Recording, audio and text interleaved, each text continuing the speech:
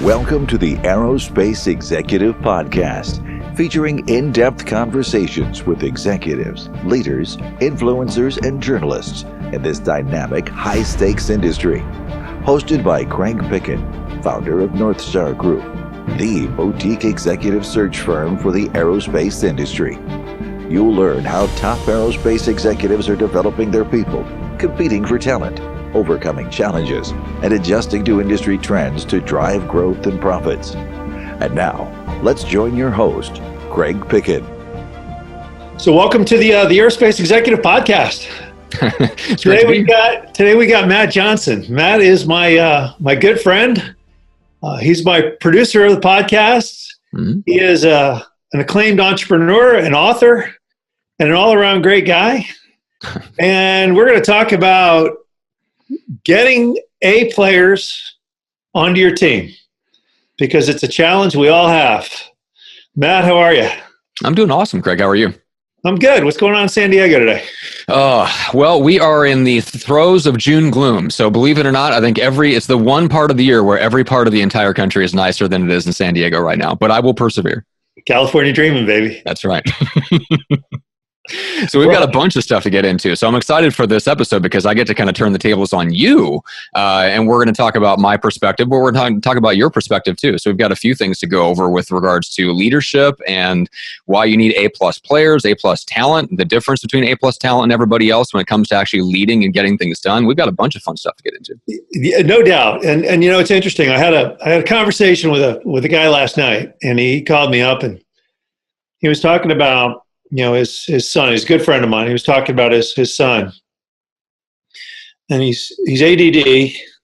He's all over the place, 23, 24 years old, trying to find himself, and he sticks with things for about a minute. And then he moves on, and it's like, okay, so we'll start with, you know, the one shot, I'll give it a try, just doesn't work. I don't know how long, you know, I don't know what your sense of that whole thing is, but I love these people who are like, hey, we'll give you one try. Okay. And we're impatient. Yeah. And, you know, maybe the old adage, patience is a virtue. Really yes. I think in the new economy, patience and especially focus is going to be the thing that defines whether people are successful or not. Some of my best friends I would qualify as ADD. Some of the best entrepreneurs, most successful entrepreneurs and business owners I know are ADD, ADHD, dyslexic, the whole 9 yards. But for whatever reason, the guys that are successful, that have made it work, are the guys who, in spite of the ADD, when they find that thing that they can focus on, man, they are all in. And I think there's a lot of people out there that are just, and I was like this when I was in my early 20s, like I could have been all in. I just didn't find the thing that I wanted to go all in on. I kept trying things and realizing I would get into it. And I'm like, it's not what I want to do. I think it takes a while for people to get that. But if you're ADD, ADHD, dyslexic, whatever, like when you find that thing, go super, super deep and you can be extremely successful. Just focus. But companies are the same way. Companies are becoming the very same. I mean, you know, and maybe it's just a product of the times. Yeah. Technology's moving fast. It is. Yeah, the marketplace is moving fast. I mean, you've got disruptors out there today that, you think about 2 years ago, 3 years ago, you know, all of a sudden, you know, disruptors are coming into a market. You're like, whoa, what is going on? How do we counterbalance? In the meantime, you know, you've got companies which are big moving, slow lumbering battleships. They can't react, or when they do react, they're so far, they're trying to take on too much. Mm-hmm. They try to take on too much all at once. And the lack of focus becomes readily apparent. It does. I was talking to one of my other clients about this the other day, and I said something to the effect of the famous last words of any business owner: "I can do both." I can do both. We're always trying to like straddle two different strategies, right? Trying to go in. You know, we see a disruptor come into the market and we're like, okay, well, I'm gonna try to, you know, combat them with this move over here, but I'm gonna keep doing what we're already doing, and we'll just do both. Like that so rarely ever works. You end up having to commit to one thing or the other. And I think what's interesting about, you mentioned like technology changing and accelerating. I think the most important asset ends up being your intellectual capacity and your internal talent and your ability to like strategically adjust to the changing times and the changing demands of consumers and the people that are buying our stuff, because that is now like the pace of all that stuff is compressing. Right? Yeah. Technology is compressing it. People's attention spans are compressing. Like there's a lot of factors, but just business in general is just accelerating and picking up. And I think the companies that will win over the next, let's say 100 years are the ones that can not only scale up but also scale down if we need to, by just having that core group of super talented A+ players that can adjust and expand the business to the demands of the times.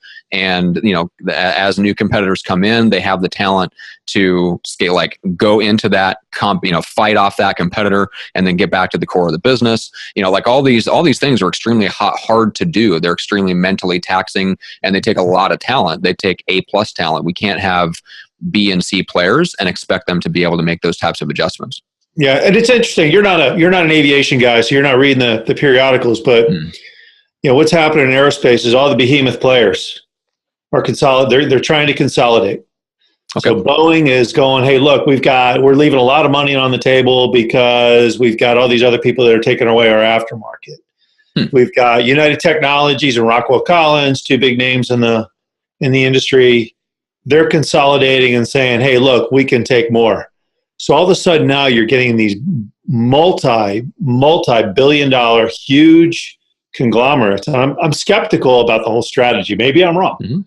But, I'm looking at Boeing, the size of it is now, getting bigger. And then all of a sudden everybody starts talking about, okay, it's a big army versus, a squad of Navy SEALs. Yes. And everybody says, well, hell, forget about the big army. I'd rather have the squad of Navy SEALs. Yeah. So, you talk about scaling up and scaling down. It's a function of how do you get this big behemoth of a company to act tactically other than just being a bully? Well, yes, and that's the thing is that it goes back to military strategy. You have to have, if you have a big, undisciplined, unfocused army, the only way to win is just through attrition, which is not exactly a very fun nor strategically satisfying way to win. Right. And if that's what they're going for, if that's an intentional strategy, you better get as many soldiers as you can because they're going to have to throw them at the opposing force. Right. But yeah, I mean, it's funny because I was just reading. I went through a whole bunch of Al Reese's stuff here in the last couple of weeks. He's the guy that wrote The Immutable Laws of Marketing and a book called Focus, which is an amazing book. Whether you're into marketing or not, Focus is a fantastic book. He actually breaks down, and this was written in like the 90s. So he breaks down a bunch of mergers and acquisitions that were done in the 70s and 80s. And then he traces them and shows how many of them didn't work and they end up divesting. Of course, the big business announcements we all love for whatever reason. Yeah. We in business and the business media especially love the story of the acquisition. Right. And all the synergies and the amazing things that are going to come out of this acquisition, all this stuff. And then 5 years later, it's sold at a write-down loss. Right? Yeah, exactly. That doesn't get covered usually. Right. Well, GE. Look at GE. The great article the other day. What the hell happened to GE? And they, they bought everything under the sun, and they thought they were cool. Yeah. And they bought it at the peak of the market. Couldn't figure out what to do with it, and they sold it for huge losses. Now they're cash crunched. Yeah. So the whole thing doesn't work. But but it's funny with me as an executive recruiter. I get companies calling me up all the time, going, "We are dying for this guy or dying for this girl. We need this. We need a VP of engineering." And we'd like you to work on it, and we want to work on it, and we want Sally, Dick, and Jane to work on it all too, and whoever comes up, because we're dying, we need it done fast. Mm-hmm. And then what they don't realize is that I'm not really focused on it because you're not focused on me. Right. Sally, Dick, and Jane really don't give two hoots because the payoff for them is it's a pipe dream. So ultimately, this company that is dying for a phenomenal VP of engineering can't get one because nobody wants to pay attention and give them the time of the day. So and that goes back to focus, right? If you're ADD, you have a lot of people not focusing on it, or you could have one people focusing obsessively on finding the right person. It's better to have one person that's focused than a bunch of people who aren't. And so, hey, look, let's create a strategy. Let's talk about what you want. Let's talk about the market, who can be gained quickly, and drill down on 100 people. I mean, it's 100, but ultimately everybody thinks it's a big shotgun approach. And it's interesting to find out, to see, just what's happening in business in general because of that, lack of focus. Or, some company, the Uber focus on the wrong metrics. What do you mean by the wrong metrics? The wrong metrics. Bigger is better. We got to be bigger. The great story about Starbucks and a guy who was a baker to Starbucks, and his whole metrics was sales. I'm doing $10 million of sales to Starbucks every year. And it was 80% of his business. Mm-hmm. But once he broke it down, he figured out the return on investment. Starbucks was minimal profit. They were such a pain in the neck to work with, and they spread them out.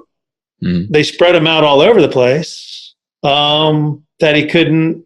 By the time he figured out the logistics and the cost of doing business with Starbucks, he said, "Well, forget those guys. I'll focus on my smaller customers." Yeah.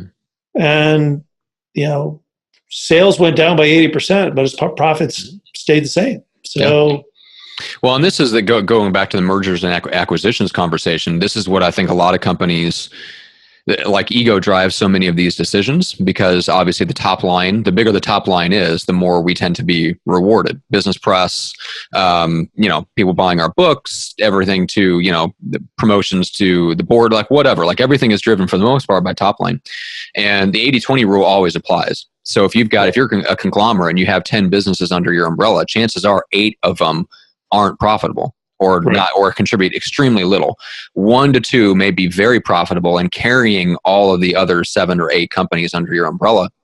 And that applies at every level, right? It applies at people that just have a couple of handfuls of clients. It applies to people that, like you mentioned, the baker selling to Starbucks.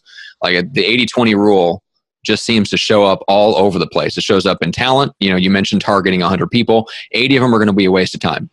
Oh, absolutely. Right? It's always about the 80-20 rule. The Pareto principle has lived for 1,000 years, and it will live for 1,000 more. That's right. And the interesting thing is company employees, 20% of the people do 80% of the work. Mm-hmm.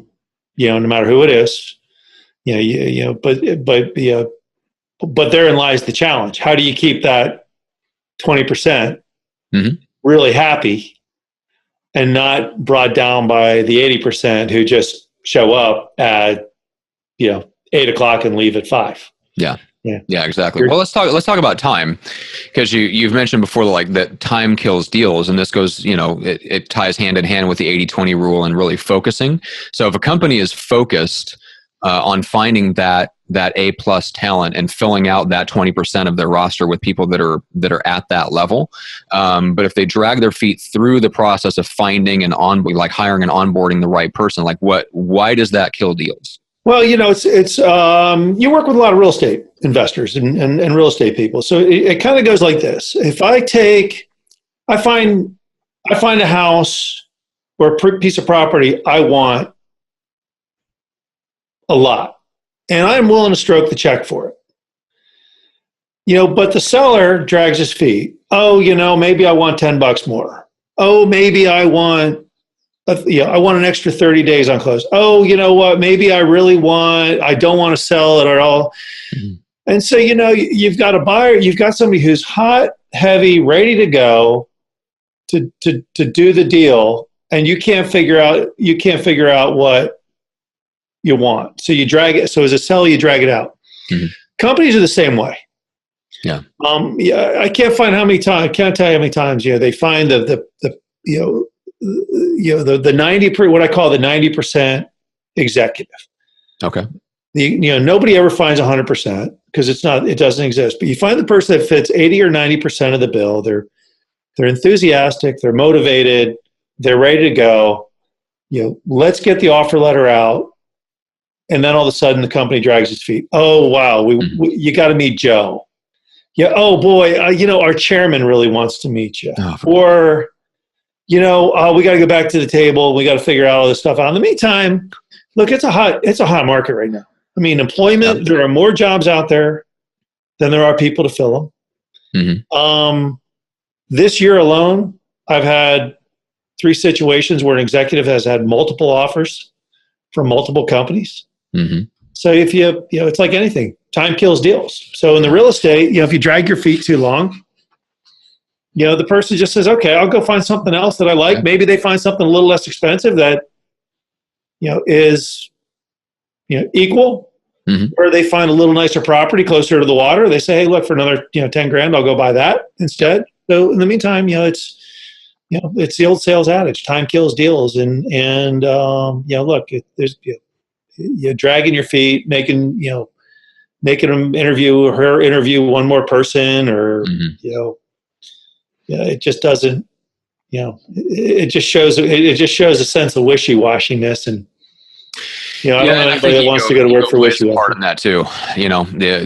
There's a couple of things that I think ego comes in, especially with big, well-known companies that have a great reputation and have been in the market for a long time, which is, I think that manifests itself in, hey, you got to meet these 17 people, and these 17 people have to all sign off, and they all have to like you. The odds of one person, especially one person who's extremely talented, strong-willed, and has a strong, decisive personality that actually gets things done, they're going to rub somebody the wrong way at some point. The odds of them being liked by 5, 10, 15, 20 different people within a company are extremely slim. And that would be actually, to me, if I were looking back, if I were the chairman of a company and somebody brings me a candidate and 10 different people like them, I'm going, what's the matter with that guy? Why is he so likable? Right. I want to know why 10 different people with 10 personalities all came away from that meeting liking that guy.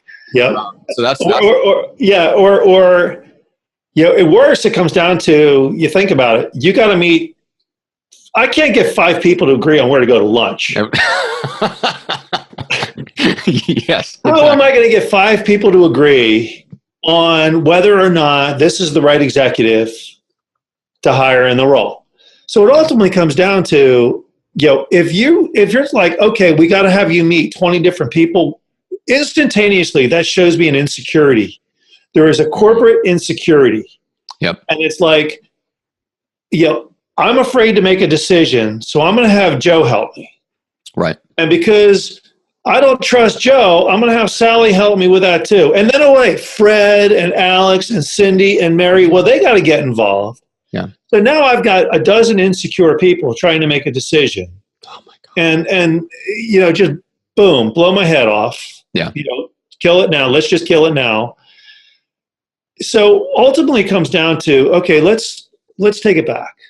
Mm-hmm. Who has really got the responsibility? If this is a division, let's just say it's a division president role. The division president reports to whom? The CEO of the company. So ultimately it falls on the CEO of the company. It's his responsibility. He should ultimately say, I'm the person who's making the decision. Right. Now, hey, look, I may want you to meet 2 or 3 other people to learn about the operation and to ask the right questions and to get their input, but it's my decision. Yeah. And I'm going to tell them what, maybe I give them a list. I say, this is what I want you to find out from this person. How has he driven his P&L? How has he leaned out operations? How has he increased sales? Or how has he reduced, something or another? Mm-hmm. And to make sure that the story is consistent and that he can fit into our culture. But it's ultimately me who's got to make the decision. And, nothing drives businesses more crazy than people who are afraid to make a decision. Well, yeah. And one of the great things that we were talking about this book before we started recording, the book Top Grading. One of the things that was great, it was pointed out in that book, is that a B player will never hire an A player. Correct. Because they're threatened by an A player. They don't like an A player. They don't want an A player. If they're a B player, they don't want an A player coming into their organization. They definitely don't want them coming in at or above their level, right. Or having to personally supervise somebody that's constantly pushing them to a higher level of performance or pushing them to a strategy that makes them uncomfortable. There's all kinds of reasons, but B players hire B players and C players. And that's the problem is you get 5 or 10, 15 people involved in the hiring process. Odds are half of them are B and C players just by sheer odds in the 80-20 rule, right? They're going to be some B and C players in there. Guess what? They're not going to like an A player. Correct. That's correct. And an A player won't go to work for a B player. Exactly. Because the A player looks at this guy and goes, you know what? In a year, I'll have that person's job. And they know the minute they walk in, there's going to be this headbutting or there's going to be this competition. And it's setting themselves up for fail. And it's like, hey, look, I'll go to work for a new company. And you know, what do great leaders do? Great leaders aren't threatened by people. They're like, hey, look, go plant the flag. Come back and tell me when it's done. But and when it's done, you look good because you did it, and I look good because it got done. You help me grow, I'll help you grow, and we're all happy. Yeah. But you're right. The B player coming to work for an A player. Or vice sign versa. Off on them. Yeah. It doesn't work. Yeah. And there's another aspect of the whole ego thing we were talking about earlier that I think gets a lot of, whether it's at the entrepreneurial level or the big company level, we all have the temptation, the pitfall to do it, which is not recognizing that the 80-20 rule applies to talent and to business strategy, and especially those two things combined, right? So we have like a lot of times kind of the strategy of things is decided at the board and the corporate level. And then they want to hire somebody to implement that change in strategy, right? Well, let's assume for a second that we've got the strategy right. And that's a stretch in and of itself. But let's assume, just for the sake of argument, that we've got the strategy right and we just have to get the right person to execute the strategy. Well, you still have to get the right person that can execute that. So like they have to be a fit to execute that strategy, and the strategy itself has to be right. And each of those have their own 80-20 rules. Out of 100 different strategic directions we could go, only 20 of them are going to be good. The other 80% suck, right?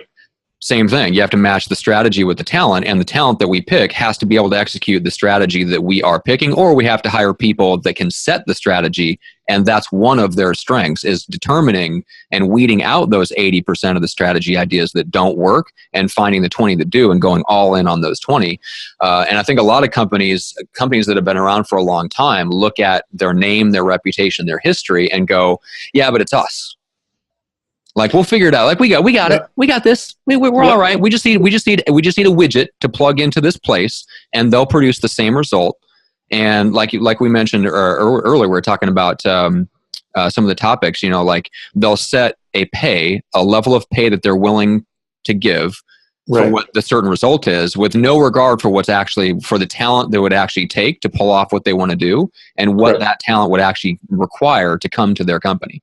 Like, yeah, we have this problem, but we're only going to pay this so much to solve it. We've already got the strategy. This is the strategy, and this is what we're willing to pay for it. And you're sitting back going, the A player is not going to work for you for that. Well, you know, I look at it and I go, you know, I had a conversation one time, and they're like, we want somebody who can change a culture. We want an A+ player who can change a culture. Well, love that. Okay. And I'm like, okay, where are you at? And they go, well, it's going to be a general manager title. Great. So we're talking about, you know, general manager, aerospace, site leader, 220 grand base, 40% bonus. Oh, no. We're nowhere near that. Well, where are we? That's the market. Right. Where are we? We're at 170 max. Okay. I'm like, oh, okay. So let's back into this deal. To get a $170,000 a year person, that means you really got to go find a $150,000 a year person who's ready to take that next step. Okay. How many $150,000 a year people are ready to take the next step to $120,000 or to $170,000 a year and can change a culture? Right. Are they at the wisdom? Do they have the wisdom and the experience, or do they need that one more step? So inevitably, what I tell companies is I say, look, you've got a problem, and half the reason you have the problem is because you've got too low level of a person leading it. Yeah. We want a $150,000 a year guy. Well, the reason you got a problem is because you have a $150,000 a year guy or girl trying to fix the problem. Yeah, and so like their decision on how much they want to spend dictates that they can only get a B or a C player in there. And Correct. if you've got a strategy, if you've set a strategy out for your company, and that strategy can only be executed by an A+ player, and you're not willing to pay for an A+ player, you're not, like, that strategy will not work. Correct. And companies way overestimate the strength of their name, the strength of their culture, the strength of their, just the fact that they've been in business for a long time, that they can plug somebody in and just decide to do something without regard for how talented that person is, and even whether their specific superpowers, X factors, whatever you want to call them, the things that they're really good at, if they match up and align with the strategy that they want them to execute. Right. So, I mean, even within A players, let's say you get an A player and you're willing to pay for them, you still have to take it into account, what are they really good at? What makes them an A player? And that's part of what your job is, just to look at that person and go, yeah, out of all these skill sets that they need to have, they're really good at these 2 or 3 things. And it just so happens that the position that this company is looking for needs those 2 or 3 things to actually execute the strategy they want to execute. Like, it takes someone, if the company isn't doing it, you have to come in and you have to be that person that figures out, okay, this is where it aligns. This is where the strategy and the person aligns. Right. Well, look at, and it comes back to your ego quote. Facebook and WhatsApp. Okay. So the guys who founded WhatsApp couldn't get jobs at Facebook. Well, they got the last laugh, didn't they? So ultimately, they go off on their own. Like, a lot of, hey, look, some of the most horrible employees are the most brilliant. I'm sorry, but they're So these guys couldn't get hired by Google. They couldn't get hired by Facebook. So they go out and they start this little company called WhatsApp. Mm-hmm. And I think 5 or 6 years later, Facebook comes knocking on their door and going, we want to buy you for $19 billion. Mm-hmm. Yeah, okay, that's probably, time is not going to kill deals on that one. Yeah. Cool. That's right. Sign me up. There's a company in Florida called Satcom Direct. Okay. The guy who founded Satcom Direct, which is now a leader in satellite communications and airplanes and military, you think about UAVs, and he was a Rockwell Collins engineer, and he had the vision, and Rockwell Collins couldn't see the vision. You think about, you think about the people saying, we got it. No, thank you. We don't need your help. We got it. Xerox. How many people did they say that to? Or Kodak? Yeah. Yeah. GE. How many people told GE, once again, managing the wrong metrics? Yep. Jeff Immelt went to his board and he convinced them that 5 or 6 acquisitions were really good purchases. But he was looking at the wrong metrics. And he convinced them that they were all done there. And then all of a sudden, hey, look, nobody asked the question, what if? Yeah. So it's the ultimate, a lot of great companies have been ruined by ego and arrogance. Yeah.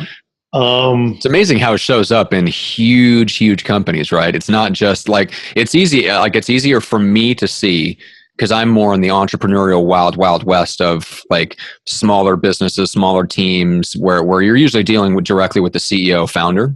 And it's easier, I should say, to see the ego manifest in the business because they have so much direct control over the expression of the business and what the business looks like. It is amazing to think that entire huge behemoth companies are driven by some of the same forces. It just takes a little longer sometimes for it to come out.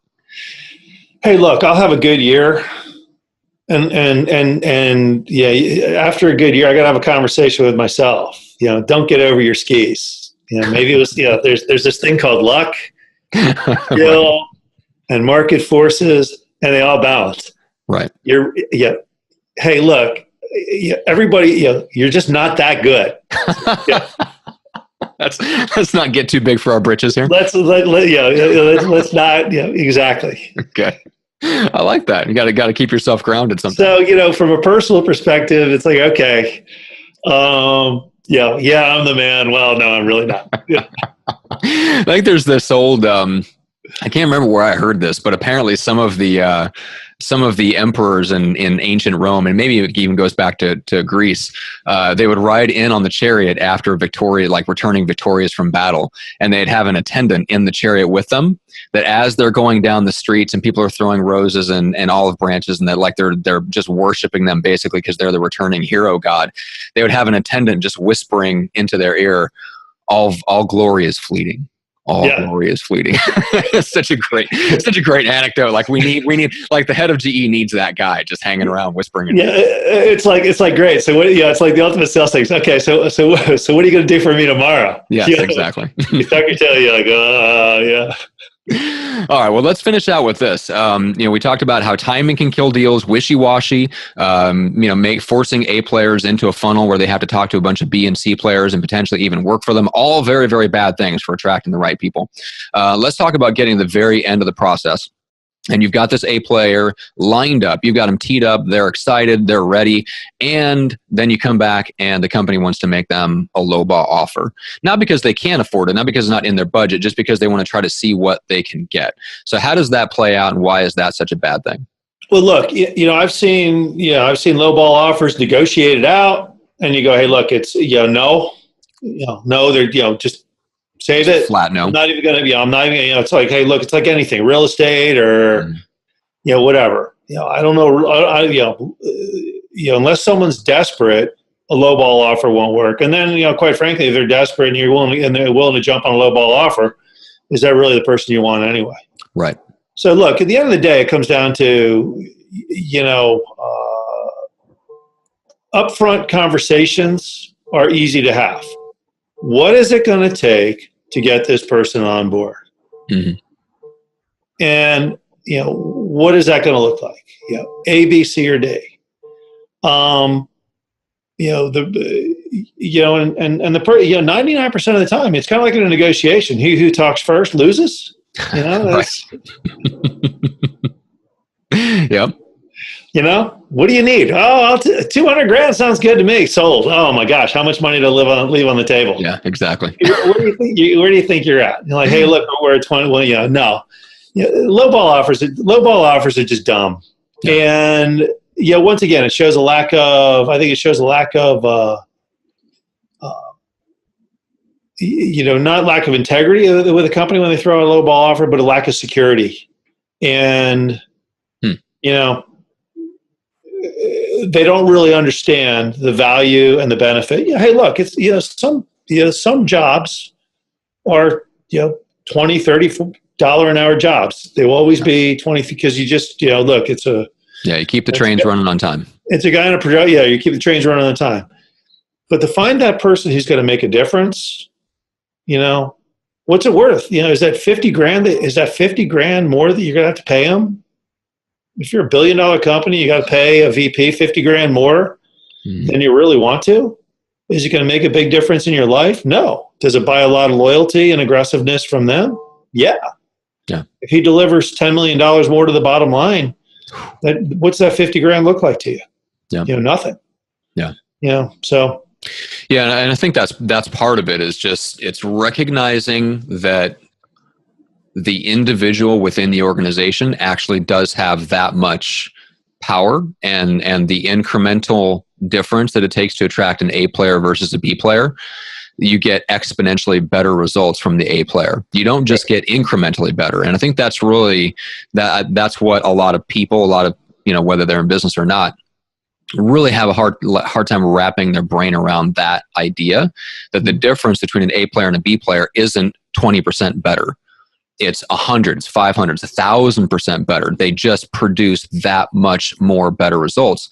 Right. And part of it comes down to just understanding that not like out of 100 different strategic directions you could take, only 10 or 20 are even good options. And within that, maybe only 5 or even 1 out of 100 will actually make a huge difference. And if you can find the A player that knows how to find that needle in a haystack as far as the strategic decision, right, will actually move the needle significantly. Like that one decision, even if they suck at everything else, that one right strategic decision can make up for everything else and set the company up for the next 10 or 20 years. You just never know. But we know that that is how things work in reality. That's not how we like to think that things work, That is how they actually work. And I think a lot of companies get in trouble by looking for people that, and I fully believe in finding people that are a culture fit. But that doesn't mean that you're not going to have any headbutting between like your division heads, your VPs. Like there absolutely should be butting of heads between sales and marketing, sales and production, right? You should have people that are just unbelievably passionate about their division, and they want their division to be the best, and they want to take over the frickin' world. And those two divisions in those examples should always be in opposition to an extent. Because operations should be obsessed with quality and delivering exactly what is going to knock the socks off the customer. And sales should be obsessed with selling more stuff, regardless of what actually gets delivered on the back end. Like there should always be that natural conflict. And then you have to have super strong, like A players are going to have extremely strong, dominant personalities if they have the capability to lead billion-dollar divisions or billion-dollar companies. They're going to have that. That's not to say they're not culture fits, but there should be that headbutting. If you try to eliminate that, what you'll end up getting is you'll have a culture of B and C players. Yeah, and I think what it comes down to is it's like this. You find that A+ player, understand that there's 3 or 4 companies right behind you. Yeah. And if they learned about him or her, they'd be all over it. So your lowball offer, the person, hey, look, the person, if they're willing to, they're like, hey, look, I'm out, I'm walking away. I'll wait 6 months. I'll go find somebody else. Hopefully it's not one of your competitors. Right. So there you go. And I think it comes down to, hey, look, it's not a function of, hey, we got our little HR, or directors make this much and vice presidents make this much. It's what do we want this person to accomplish? And how much are we willing to pay for that extra achievement? Mm-hmm. And, look, you don't have to go crazy. But at the end of the day, if you find somebody that's, $250,000 a year player, you don't offer them 150 in a prayer, thinking they're going to come on board. That's a very short conversation. No. Yes, it is. Thank you for playing. Thank you for playing. Yeah, well, the market price of anything is dictated by the alternatives. That's exactly it. Yeah. So, I mean, you just look at what the other companies, and that's why people obviously rely on someone like you, because you're the guy that's talking to all the other companies and you know what the true market and what the true alternatives are for the candidates out there. Like, what they're considering, what they're being headhunted out of their current companies to go do and what the numbers are. So if you're a company, like they need to talk to someone that has kind of that, it's inside baseball, essentially. They need someone that has that inside information. Just like if you're making an offer on an investment property, wouldn't you like to have someone that knows what all those investment properties are worth, not only in that area, but around the country, to understand what you're bidding against and what the alternatives are? Yeah. If you have that information, you can make an informed choice and make a good offer. Yeah, or we were talking about, before we came on live, we were talking about the one company that had 3 fatal mishaps in 7 months. Your insurance rates are about ready to double. Your shareholders are all over you. Your customers are going, what the hell's going on? What's that? The all-star VP of safety. What's that worth to you? Yep. Versus the alternative. Yeah. Would you like to still have a company 5 years from now? That's exactly it. Well, and it goes back, like we mentioned, the strategic decision. I mean, think about the decision Tylenol had. I think it was in the 80s when their bottles were tampered with. And yeah, exactly. So like that one executive that made the decision to recall and like literally save that entire brand. Like Tylenol would not be around today if it hadn't been for that one strategic decision. So that one person in the right place at the right time made a decision to save that company. Yep. So that's who the company with the 3 fatalities, they need to find that guy. They need to find that guy quick. Yeah. So, it's all good, but that's kind of where, look, it's all about, understanding where you're going. Mm-hmm. I think, the A players, what are they looking for? They're looking for companies that understand where they're going. Mm-hmm. They're looking for a place where they can make a difference. They want to be well compensated. Yep. And they want to work for people of equal caliber. Mm-hmm. And, that's what I think when companies are looking to hire A people, ultimately that's what they should be looking for. Yeah. Someone with a lot of drive, someone who, has got their, who's got an ego, but knows how to check it. Yep, exactly. Can work within the organization, but can lead the organization and isn't afraid to ruffle some feathers and wants to make a little money. Nothing wrong with that. I think with that, we've probably run out of time. I think we have, but we covered everything that we wanted to cover. So this is a lot of fun. I enjoyed it. Thanks for joining us from San Diego today. Thanks, Craig. So what's your book? What's the book you're writing? So the book that I'm writing is all about how to build a new type of business where we actually raise up other entrepreneurs and solve big, valuable problems and be able to scale up and down without employees. When's it coming out? It'll be out later this year, around October, November. Let us know. I will do that. All right, Matt. Thank you.